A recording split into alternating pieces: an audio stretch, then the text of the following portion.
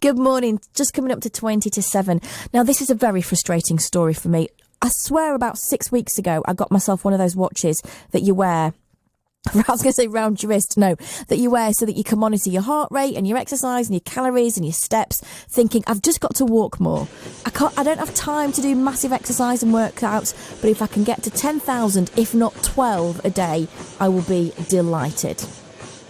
Turns out, might be able to see the benefits with less than half of 10,000 steps. That's 6,000 steps. Ollie, good morning. How do I get a refund on this watch? Morning, Louise. Is it still in?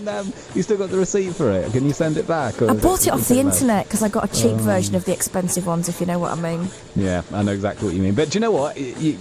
Doing 12,000 steps a day is still very good, and doing more is better. This new study, it's a huge study, 226,000 people they've looked at. They found out that 4,000 steps is where we start to see the reduction of the risk of dying prematurely. In fact, just over 2,300 is enough to start benefiting your heart, your blood vessels as well. But more importantly, the more you do, the more benefits you get. So every extra 1,000 steps you get on your new watch, that takes beyond 4,000 steps, that is, that reduces the risk of dying early by 15%, and that keeps going all the way up until you hit 20,000 steps. And if you're under the age of 60, even better, because that's where they say the biggest benefits are. Does this mean in this research that I get to do my 6,000 steps, get home, have a gin and tonic, and everything's going to be all right? Well, you've got to have some sort of reward for getting through 6,000 steps, I would say.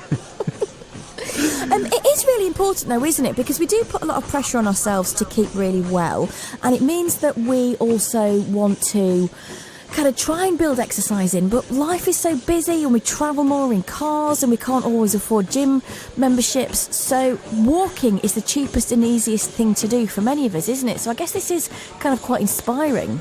Yeah, it definitely is, and it's an easy way sort of to get out and get about. I know for me, when I'm in the office, it feels like I spend all day sat down. Yeah. Which is a real problem when you're in the office. You know, sitting down slows down your metabolism. It can affect things like muscle growth and strength. It causes aches and pains. My mum always has a go at me because I never sit up properly, and that apparently can give you back problems when you get older as well. So getting up, getting moving regularly is important. I head out for a lunchtime walk. I like to earn my lunch before I get it. So I'll head out for 20 minutes when I'm in the office and get a bit of fresh air. So that's my top tip.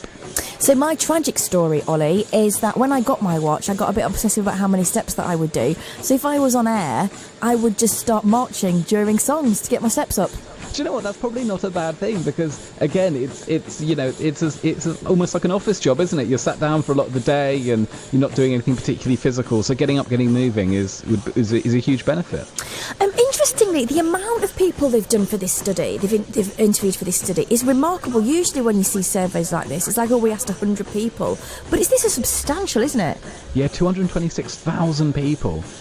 Which is a really big number, which is, I think, how they've come to these conclusions. And it's worth saying this is a big issue. It's 1 in 4 of us apparently do less than 30 minutes of physical activity every week, which is far short of the recommended amount at 2.5 hours. And it's really important. According to the World Health Organization, insufficient physical activity is responsible for 3.2 million deaths every year. So the research to this study are saying that although we have all these great new technological advances and new drugs being brought out, and those are really important to treat diseases and things like that, they say lifestyle changes like diet and exercise might even be more important in the long run in prolonging lives and keeping us all healthy. Ollie, one of the things that I saw when I was trying to find my watch was a portable, well, I don't know how to describe it, Ollie, if I'm honest. I think it's what young people do now with this flexi working since COVID. You can buy, in the gym, I think some people call them running machines. I call them walking machines. You can buy kind of like a home version of that without the big stand. It's just like a treadmill thing, but without the stand. So you can basically put it under your desk. If you've got a high desk, you can kind of undo it and just get it going and walk whilst you're writing at your desk. So I'm trying to find one that fits a radio studio.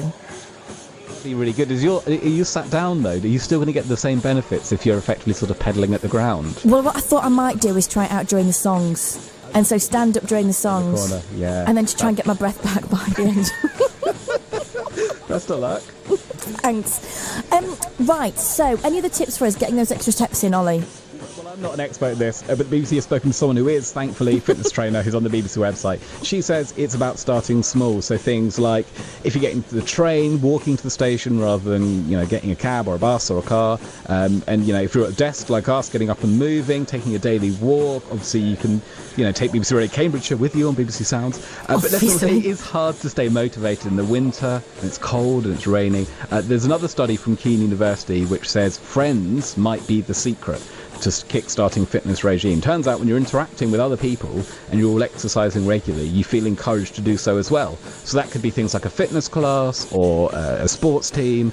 And they say if you're not doing this, if you're less social when you're exercising, you end up exercising less. So maybe a walk with friends every week is the way to go.